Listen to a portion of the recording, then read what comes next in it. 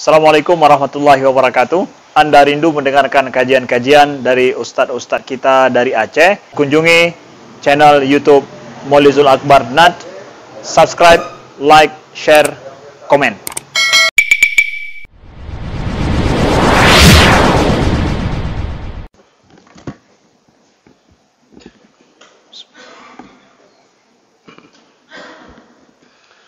Assalamualaikum warahmatullahi wabarakatuh.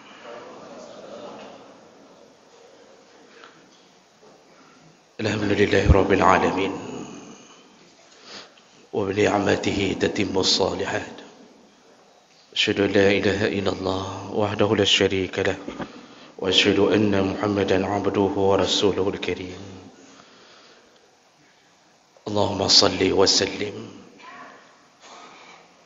ala nabiyyina wa sayyidina al-Mustafa Muhammadin wa ala alihi wa ashabihi ajma'in. Amma ba'd. Rabbi syrah li sadri wa yassir li amri wa hlul 'uqdatam min lisani yafqahu qawli. Segala puji bagi Allah, kemudian selawat dan salam kepada Rasulullah, pada keluarga dan seluruh sahabat-sahabatnya.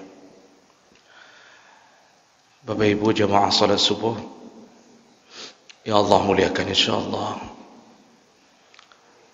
setelah selesai kita membahas dari satu pertemuan ke pertemuan berikutnya tentang jenis-jenis azab kubur dan amalan yang menyebabkan disiksa di alam kubur, dan terakhir kita sudah bahas amalan-amalan yang menyebabkan selamat dari siksa kubur.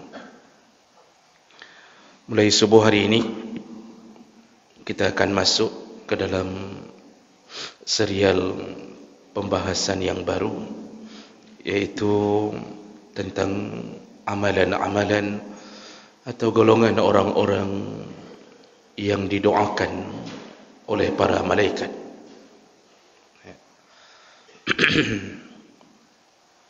Jemaah subuh yang Allah muliakan,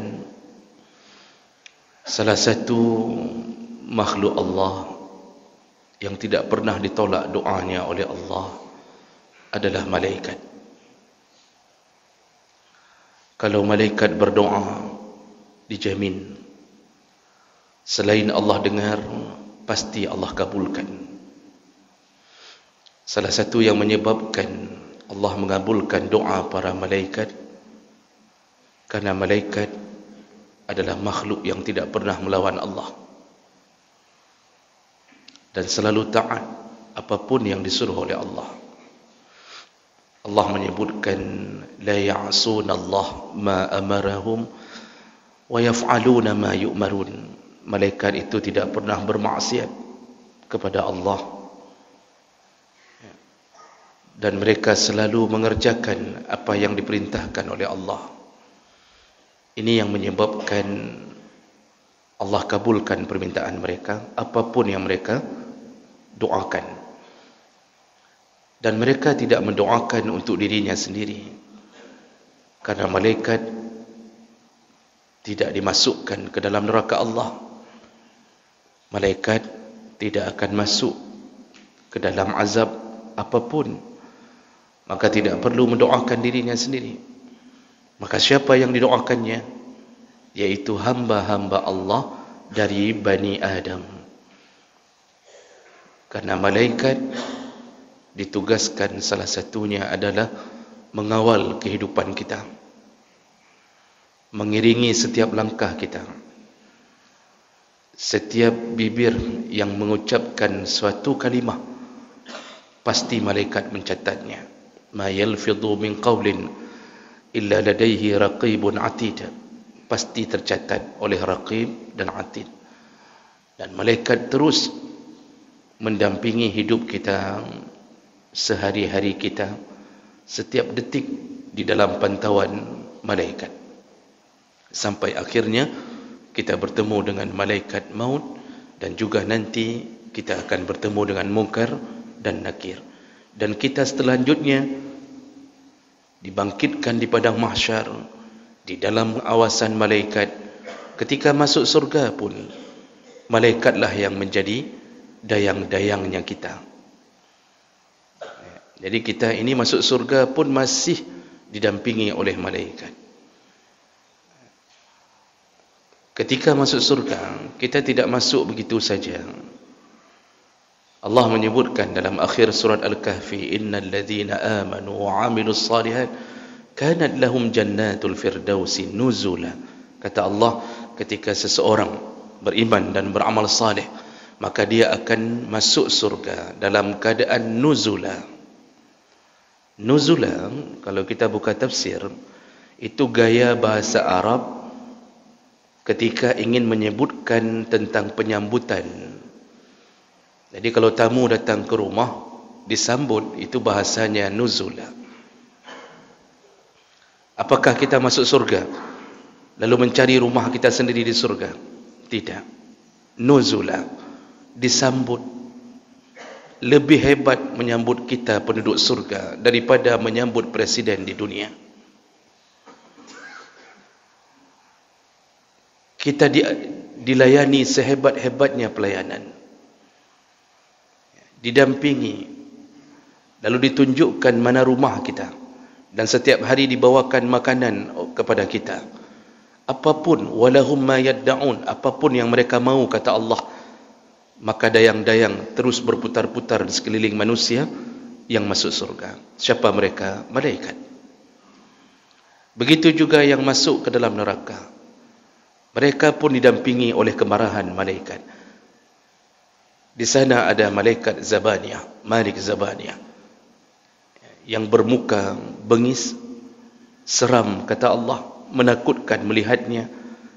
Jadi yang mau kita kasih tahu apa? Tidak lepas diri kita dari pengawasan dan dampingan malaikat. Makanya di dunia ini kita butuh doa malaikat untuk kita. Kalau mungkin doa kita tertolak oleh Allah karena kita mungkin sekali-sekali melakukan maksiat, ahli maksiat menjadi penyebab tertolaknya doa. Makanan haram yang kita makan, kita bawa pulang dari kantor, itulah yang membuat kita tercegah. Makbulnya doa kita tercegah dengan makanan haram. Sedangkan kita hari ini hampir merata tidak peduli dengan makan haram. Jadi oleh kerana itu kita butuh doa pada malaikat. Maka oleh kerana itu, Bapa dan Ibu yang Allah muliakan, untuk mengharapkan dan memohon-mohon agar malaikat mendoakan kita supaya Allah mengabulkan doa mereka, maka kita perlu tahu amalan apa saja, siapa saja yang akan mendapatkan doanya para malaikat. Dan ini panjang, bisa mencapai beberapa belas pertemuan ke depan, insya-Allah kita bahas satu persatu berdasarkan keterangan dari Allah dan Nabi sallallahu alaihi wasallam. Orang yang pertama yang didoakan oleh malaikat, dimohon ampun untuknya, yaitu orang-orang yang tidur dalam keadaan setelah bersuci. Orang-orang yang tidur setelah berwudu. Sederhana, hanya berwudu. Kadang-kadang ada amalan yang kita anggap remeh, tapi kita tidak pernah mampu melakukannya. Ketika kita mendengar amalan yang menyebabkan malaikat mendoakan kita berwudu sebelum solat, sebelum tidur, lalu kita menganggap itu kan kecil sekali. Tapi Masya Allah, ada yang sudah puluhan tahun hidupnya tidak pernah mampu melaksanakan wudu sebelum tidur.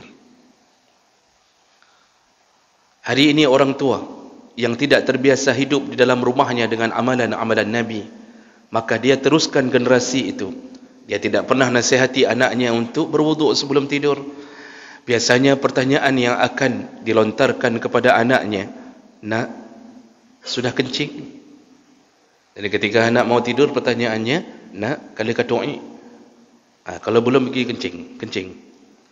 "Nak, sudah sikat gigi?" Nanti kalau tidak sikat gigi nanti akan begini, berkuman, macam-macam. Itu kita suruh. "Nak, sudah cuci kaki?" Itu pertanyaan orang tua kita yang paling banyak hari ini. Jarang sekali yang kadang-kadang bertanya, nak, sudah wuduk? Tidak ingatkah engkau bagaimana Rasulullah mengatakan begini dan begini? Ini kadang-kadang amalan kecil, tapi walaupun kecil, tapi kita tidak mampu melakukannya, kecuali mereka orang-orang yang faham. Makanya ilmu itu menuntun hidup. Kenapa orang-orang berilmu ditinggikan derajatnya oleh Allah? Walladzina utul ilma darajat. Orang-orang yang menuntut ilmu itu selalu lebih tinggi derajatnya di sisi Allah. Karena orang berilmu beramal berdasarkan tuntunan. Kecil amalannya, besar pahalanya. Orang yang tidak ada ilmunya beramal banyak, tapi tidak tahu mana yang lebih afdal. Bahkan ada yang tidak pernah diterima amalnya oleh Allah karena tidak ada ilmunya. Makanya disitulah malaikat mengepakkan sayap kepada penuntut ilmu. Menuntut ilmu tidak mesti masuk pesantren, itu salah satu kelebihan. Tapi menuntut ilmu dari satu masjid ke masjid, setiap maghrib datang mendengarkan, satu dua mulai menjadi modal kita, itu penuntut ilmu. Namun tentu yang berada di pesantren siang malam, itu lebih besar pahalanya. Maka jemaah melaka Allah, ketahuilah bahawa salah satu yang menyebabkan doa malaikat ketika kita tidur dalam keadaan bersuci.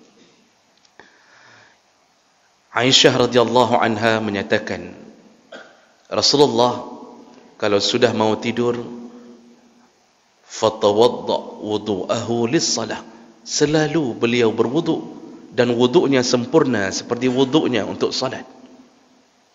Lalu Rasulullah juga yang mengatakan sendiri, Iza ataita madja'ak, kata Rasulullah, kalau engkau mendatangi pembaringanmu, artinya engkau mau tidur, fatawadda wudu'aka lis-salah, berwuduklah engkau seperti wudukmu untuk salat. Berwuduklah, kata Rasulullah. Jadi yang melakukannya Rasulullah, yang menyuruhnya Rasulullah. Sedangkan Allah telah merekomendasikan bahawa Rasulullah adalah satu di antara Nabi yang dijamin semua gaya hidupnya adalah suri tauladan untuk kita. Semua.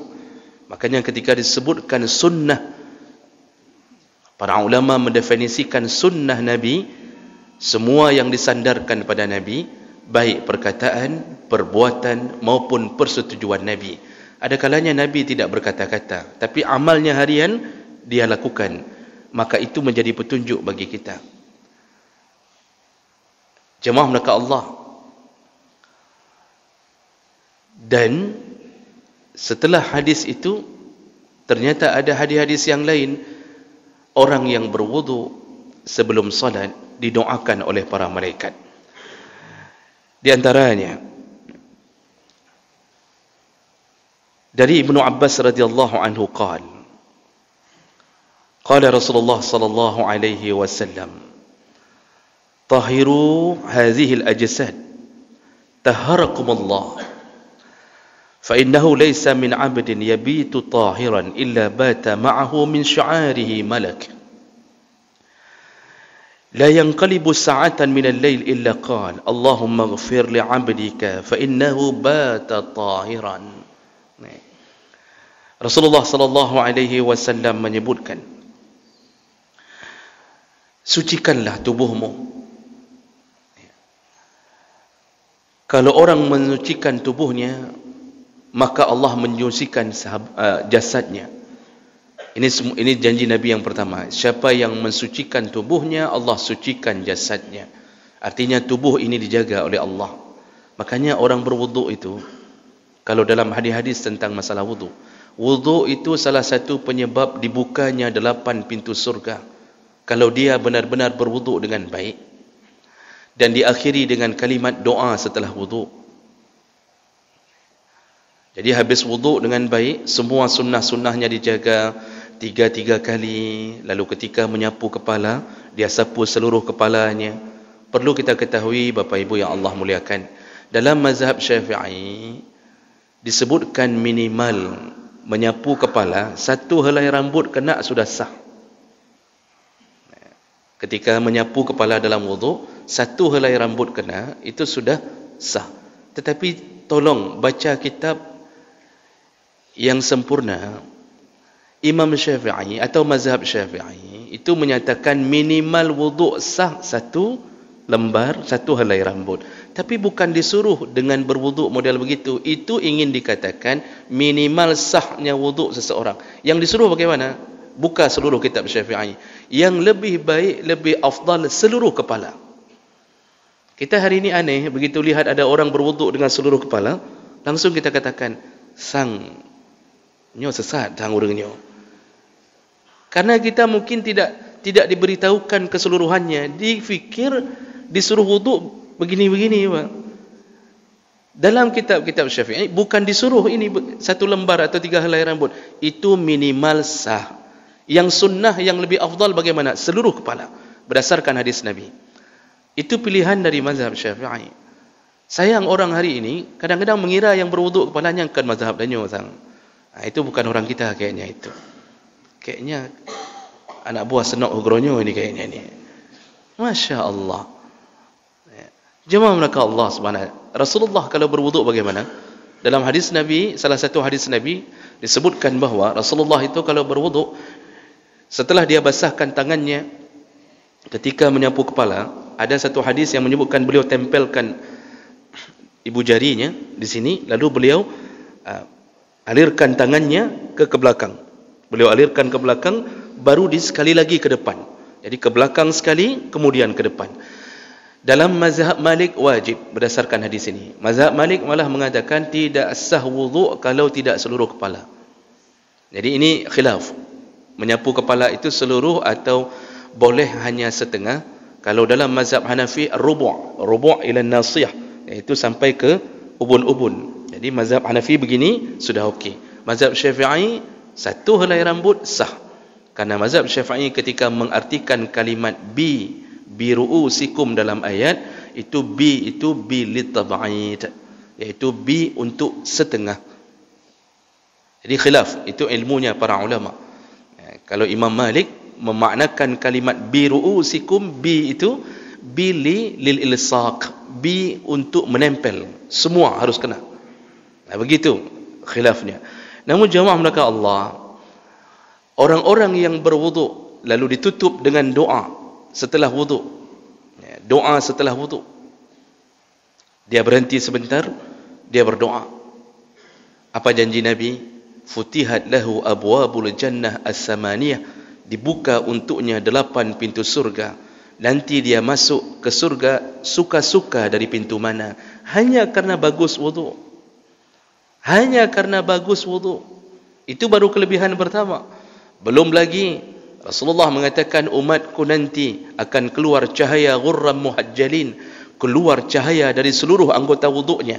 Jadi ditanya oleh sahabat, ya Rasulullah, kalau kami sahabatmu engkau kenal, tapi bagaimana engkau mengenali umat setelahmu, setelah kepergianmu? Kan kita tidak dikenal wajah kita oleh Rasulullah. Bagaimana nanti di padang mahsyar engkau mengenalnya ya Rasulullah? Apa kata Rasulullah? Umatku mengeluarkan cahaya min atharil wudu, dari bekasan wuduknya. Seluruh anggota wuduk bercahaya. Jadi jemaah mereka Allah, cahaya itu keluar dari seluruh anggota. Dan mohon maaf saya katakan tidak ditemukan dalil bahawa jidat yang hitam menjadi bahagian tanda umat Muhammad di padang mahsyar nanti. Jadi jangan mengira bahawa jidat menjadi tanda, tidak. Silahkan cek hadis-hadisnya, tidak ada yang mengatakan itu. Bahkan coba cek fisik Nabi berjidat hitam atau tidak. Silakan cek hadis Nabi jidatnya hitam atau tidak. Namun jidat hitam itu menandakan salah satu banyaknya ibadah seseorang. Bagus. Selama dia tidak gosok-gosok sendiri, bagus. Artinya jangan mengira bahawa itu juga bahagian yang buruk. Tidak. Itu menunjukkan banyaknya sujud seseorang. Tapi jangan mengira itu bahagian yang menjadi tanda. Yang menjadi tanda adalah bekasan wuduk. Orang yang berwuduk baik ditandai Nabi. Sampai Nabi mengatakan kepada sahabat, kalau kalian punya kuda hitam yang banyak, lalu ada kuda putih, artinya yang belang-belang di antara kuda hitam, bisakah kalian tandai? Kalau kuda kalian yang berwarna belang tadi, kata mereka, tentu ya Rasulullah, tentu kami tahu mana kuda kami dengan tanda putih. Begitulah aku menandai umatku nanti. Itu hebatnya orang berwuduk. Makanya ketika berwuduk itu jangan cilet-cilet. Nabi suruh apa? Ad-dalak. Sunnahnya ad-dalak. Dalak itu menggosok. 3 kali. Salasan kata Rasulullah. 3 kali.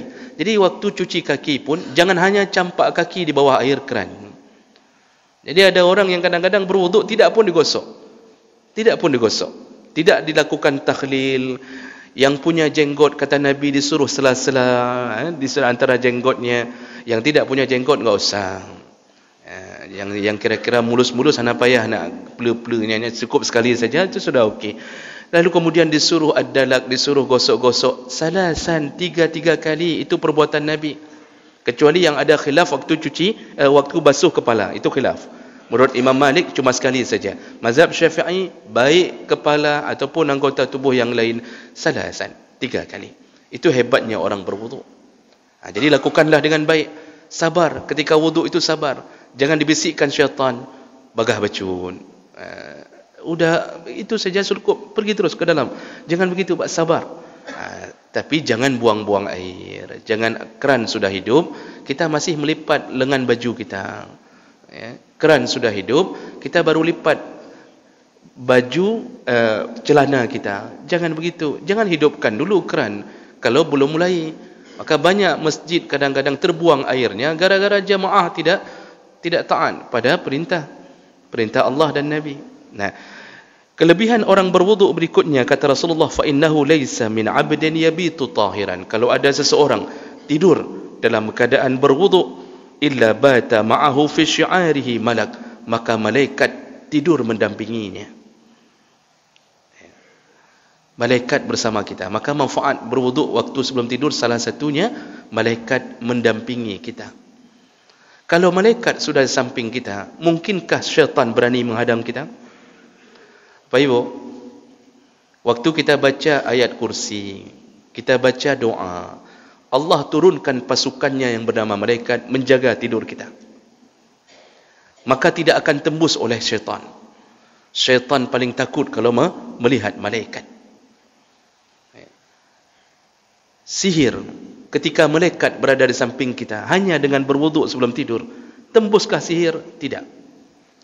Sihir dijalankan di malam hari. Dalam surat Al-Falaq, permainan sihir yaitu ketika malam hari. Ketika kita disihir oleh orang, apakah karena hasad terhadap kita? Ketika kita berwuduk sebelum tidur, salah satunya dijaga oleh malaikat, malaikat menepis semua kemungkaran itu dengan izin Allah. Kemudian Rasulullah menyambung, la yanqalibu sa'atan minal lail, ketika dia membalikkan badannya ketika tidur, dia balik ke kanan, dia balik ke kiri, setiap kali dia balik, malaikat mendoakannya, Allahumma ighfir li 'abdika, ya Allah, ampunkanlah hambamu ini, fa innahu bata tahiran, karena dia telah tidur dalam keadaan bersuci. Jemaah mereka Allah, lihatlah bagaimana kelebihan orang yang berwuduk sebelum tidur. Nah, kemudian timbul pertanyaan dalam pengajian ibu-ibu, dalam pengajian bapak-bapak, ada juga tapi jarang bertanya yang model begini. Ibu-ibu nanya, kami ustaz yang sudah berwuduk lalu dipegang lagi oleh suami kami, apakah kami harus berwuduk lagi? Begitu pertanyaannya, Pak.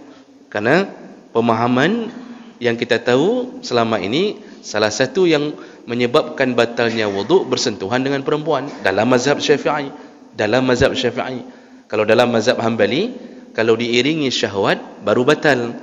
Dalam mazhab Malik dan Hanafi tidak batal mutlaqan, karena maksud la mastum adalah berhubungan suami isteri, bukan bersentuhan kulit dengan kulit. Jadi dalam mazhab Hanafi dan Malik, kalau berhubungan suami isteri baru batal wuduk. Nah, sekarang orang berwuduk sebelum tidur, apakah gara-gara wuduk kemudian ketika suami ingin menyentuh isteri, lalu isteri mengatakan, biar coba-coba amat leh, jangan coba-coba pegang, saya sudah ada wuduk.